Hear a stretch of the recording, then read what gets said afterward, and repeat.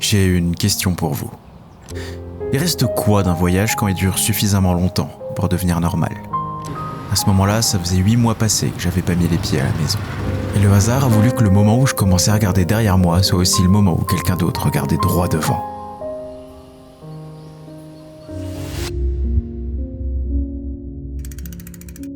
How much for this one? 15. No. No. Buy this one, find allow, okay. Oh, come on. This one. I want this one. Okay, 14 for you. 14. Yes. No. Lui, c'est Hugo, un très très bon pote. Ça fait 1 an et demi qu'il attend de voir cette vidéo. Désolé Hugo, j'ai fait ce que j'ai pu. C'est sa première fois en Asie. Pour lui ici, tout est nouveau. Le chaos, les temples, les marchés, la négociation, la liberté à l'état brut.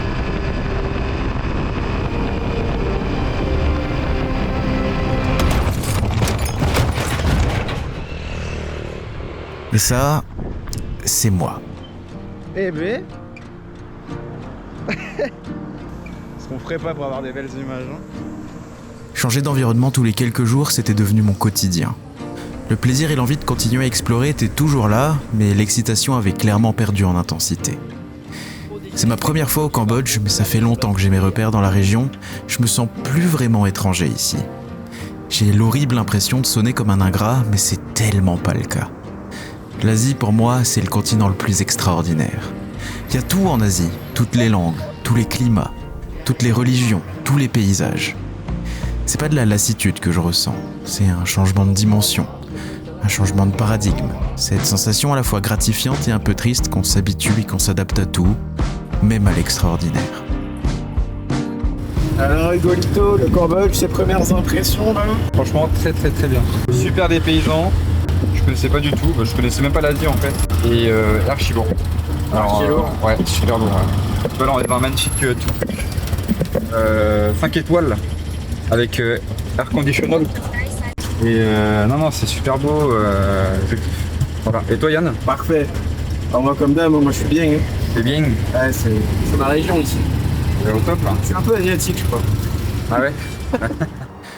Je me suis toujours mis en scène comme celui qui débarque, celui qui arrive. Aujourd'hui, je suis celui qui part. Le Cambodge, c'est ma dernière escale avant de retourner à la maison, où j'appréhende un peu le retour à la vraie normalité. Celui qui arrive ici, c'est Hugo. Et putain, quelle bouffée d'air frais. Hey! Eh bienvenue au Cambodge. Ah, tu filmes là? Eh oui. Ah, tu filmes? Hey! Et si Hugo est une telle bouffée d'air frais, c'est parce qu'il est incapable d'être blasé. Il voit des choses que je vois plus, il s'arrête sur des détails que j'avais fini par ignorer, sans réfléchir. Hugo, c'est tout sauf un ermite qui est jamais sorti de chez lui. Ça n'empêche que l'Asie, c'est absolument pas son terrain de jeu habituel, et petit à petit, je redécouvre la région en même temps que lui. Je retrouve l'excitation d'admirer ses temples, je retrouve ma fascination pour ces moines qui récitent leurs mantras. Je suis à nouveau hypnotisé par la délicatesse des sculptures, des bas-reliefs. Je recommence à apprécier le soleil qui me manquera quand je serai revenu sous la grisaille dégueulasse de la Lorraine en hiver.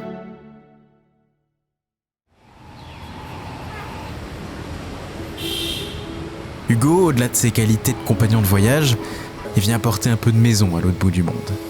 Il rend son exotisme au Cambodge et me rappelle que la Terre ne s'était pas arrêtée de tourner pendant mon absence, que le retour à la maison ne serait pas la fin du monde.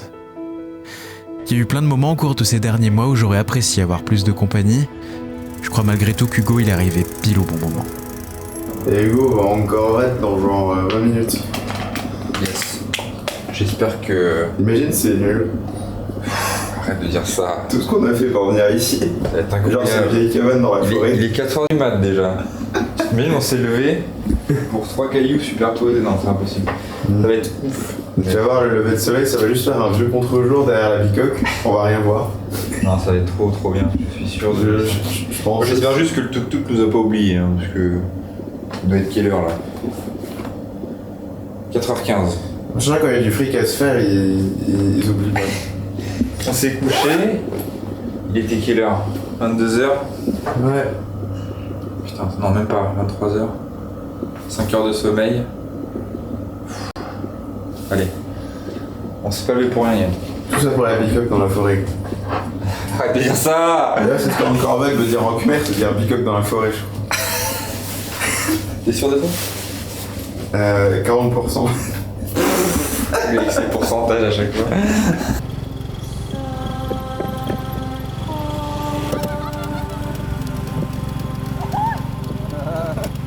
Angkor Wat, c'est LE spot majeur du Cambodge. Une véritable fierté nationale, au point qu'il apparaît sur le drapeau du pays. Quand je le qualifiais honteusement de bicoque dans la forêt, j'étais presque pas ironique, tant j'ai été habitué à être déçu par des vestiges en ruine. Mention spéciale au Parthénon grec que j'ai trouvé formidablement insignifiant. Cette fois-là, je m'étais outrageusement trompé.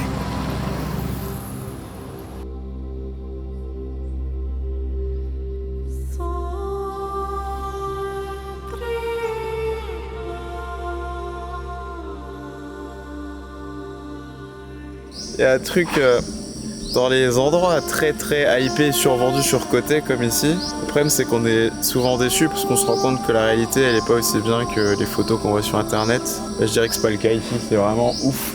C'est impressionnant. Juste le fait de s'imaginer comment ça devait être à l'époque où c'était encore habité par... je sais même pas quel âge ça a, cette cité, mais ça devait être incroyable. Ça devait être le temple du soleil quoi, comme dans Tintin. Ça devait être... C'est vraiment formidable. C'est pas surcoté. C'est pas surcoté. Le lever du soleil était un peu surcoté. Tout le reste n'est pas surcoté. Oui, tout à fait. Ah, c'est magnifique. Angkor Wat, c'est ce temple-là précisément. Il est grand mais c'est rien comparé au complexe complet d'Angkor, 400 km², 4 fois Paris intramuros, plusieurs centaines de temples et un impressionnant dédale d'installations hydrauliques très en avance sur leur temps. Ils y ont même tourné Tomb Raider juste là en 2001.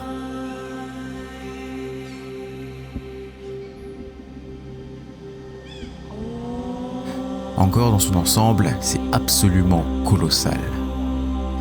Certains, pour abonder en faveur du mysticisme de la cité, avancent que la civilisation ancienne d'Angkor se serait éteinte soudainement et mystérieusement, avant de finir par être redécouverte des siècles plus tard. Imaginer la disparition et l'oubli d'un tel empire, c'est absolument vertigineux.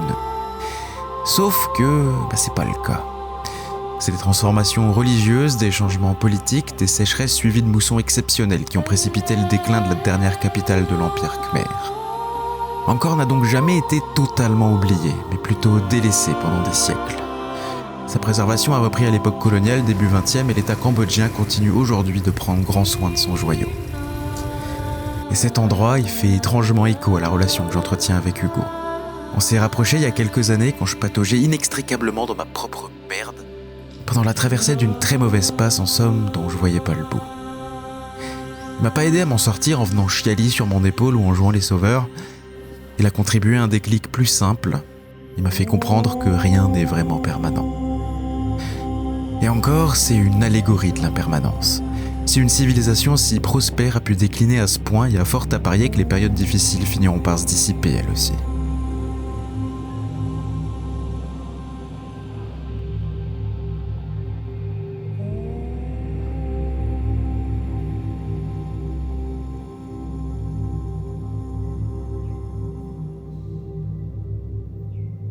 Et tout comme Angkor n'a jamais complètement disparu, les moments difficiles ne s'effacent jamais totalement non plus. Ils restent quelque part dans notre histoire, avec tout le reste, et ils participent à faire de nous qui on est. Magnifique. C'est somptueux. C'est vraiment super expérience. Je me perds un peu à imaginer comment ça devait être quand il n'y avait pas de route, tu vois. Ils ont tout construit à dos d'éléphant dans des chemins de forêt de merde. Ça devait être incroyable quand c'était encore en vie, tu vois. C'est clair. Dans la vie, c'était pas nous avec nos appareils photo qui font tchic-tchic. C'est le tien qui fait tchic-tchic. Hein. Le mien, il est silencieux. Ouais, les vieux réflexes des autres aussi. Moi, j'ai un hybride de qualité, moderne. C'est vrai que j'ai une bonne caméra. J'ose espérer que ça se voit la qualité des images que je capture avec. Et cette caméra, malgré son indiscrétion, ses 2 kilos de verre, de magnésium et de circuits électroniques, qu'elle me quitte jamais. Peu importe que je mijote un projet de vidéo ou pas, elle est là. À force, elle est devenue ma mémoire visuelle. Elle retient et fige les détails qu'on finit par oublier. Elle rejoue les bruits que j'entends plus depuis le fauteuil de mon bureau. Elle me rappelle que malgré tout le mal que j'en pense, on peut passer de bonnes soirées dans les bars et les rues scabreuses.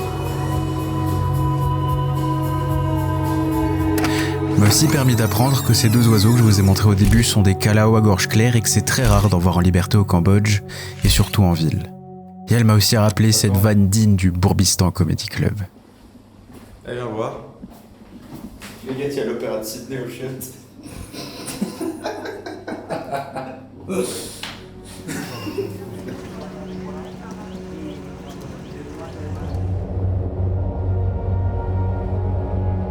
Je pourrais conclure cette vidéo en disant que voilà, ce qui reste après un voyage, c'est les photos et les vidéos. Mais la caméra, elle capture pas la sueur qui glisse sur ton dos. Les odeurs de la foule et de la nourriture, le goût des clopes à 1 € le paquet, elle capture pas le fait de se sentir loin de chez soi, le vent dans ses cheveux, l'appréhension du nouveau, ni son état d'esprit devant le spectacle du quotidien. Les images sont largement insuffisantes.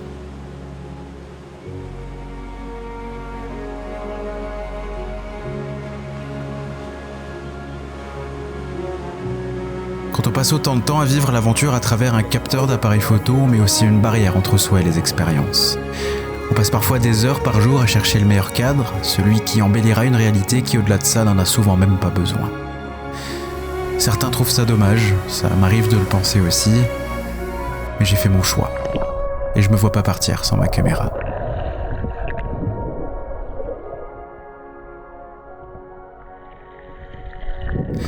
Ces images sont un support d'introspection. Les lieux explorés deviennent des toiles à peindre. On dirait bien que le sujet de mes vidéos n'a jamais été les destinations. Le sujet, c'est moi, confronté aux destinations, et je commence tout doucement à l'accepter et à l'assumer. Pendant tout ce temps, je croyais filmer le monde. En réalité, j'étais surtout en train de me filmer moi, en train d'y trouver ma place.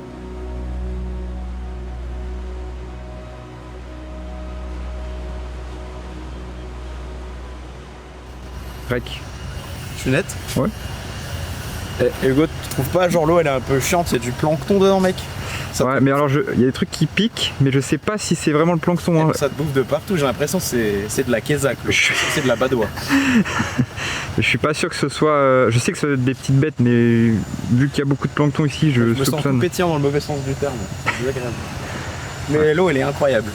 Elle est très très bonne. Ouais. Température de ouf, du beau sable fin qui fait pas mal au yep. Pas de cailloux, Je touche du bois. pas de crabe. J'en ai pas vu en tout cas. Non, et Allez. pas de cailloux. Non, c'est une belle plage. Très très belle plage. Korong Sam Loem, c'est validé en un sens. Ouais. Je sais pas, je trouve que c'est bien. Ouais, on a un peu galéré pour venir en vrai, mais. En même temps, le gars il randonne en tongs. Ouais, ça va. Non mais ça va pas du tout. Attends, c'était une rando sur un sentier. C'est pas vraiment de la montagne.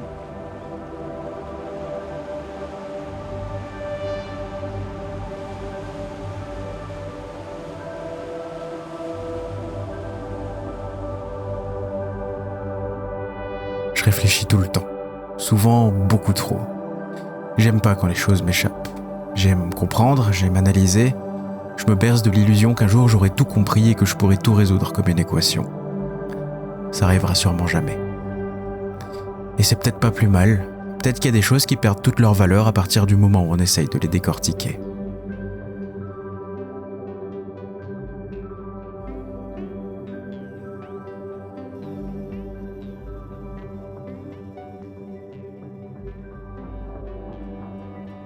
Mais ici, au Cambodge, je m'en fous. Enfin non, je m'en fous pas du tout, mais je m'en fous d'avoir raison. Je m'en fous d'anticiper. Je m'en fous de contrôler. Je m'autorise à tout simplement pas tout comprendre. Au Cambodge, je vis ni pour préparer demain, ni pour ressasser la veille. Je vis tout court.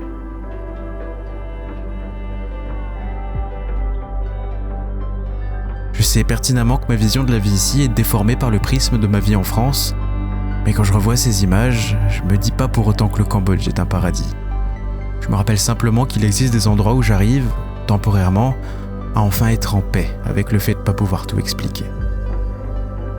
Et c'est peut-être ça, cet état d'esprit, le vrai souvenir que j'aimerais ramener à la maison.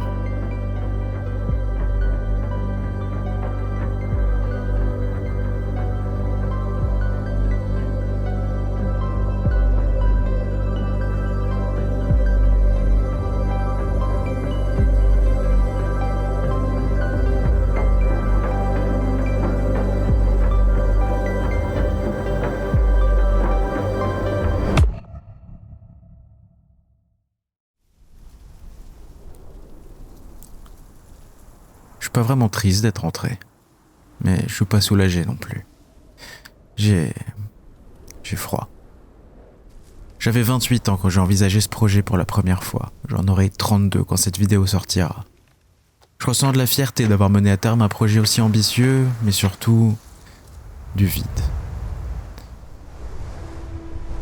Quand j'aurai plus rien à dire sur l'authenticité de l'ex-Yougoslavie, sur la qualité de vie inattendue de Bichkek, sur la majesté du Pamir, sur l'héritage ouzbek, quand j'aurai plus rien à dire sur la grandeur de Moscou, de cette Chine en pleine dérive dystopique, sur la sous-côte criminelle de Taïwan, quand j'aurai plus rien à dire sur la dualité des Philippines, sur la gastronomie coréenne, sur l'unicité du Japon, quand j'aurai plus rien à dire sur la diversité indonésienne et sur la liberté du Cambodge, je parlerai encore de Mathias, de Borna, de Jana, d'Ado et ses parents, d'Anvar, d'Aike, d'Iskender, d'Aiperi, de Zoran, de Denis, de Janish, de Vladislav.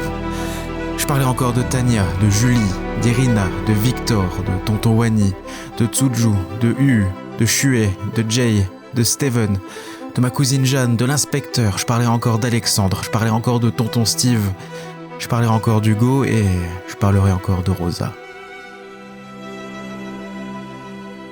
Quand tout est terminé, il reste les marques de ceux qui entrent et parfois sortent de ta vie. Il reste surtout celui que ces années ont fait de moi. Et pour une fois, il reste aucun regret.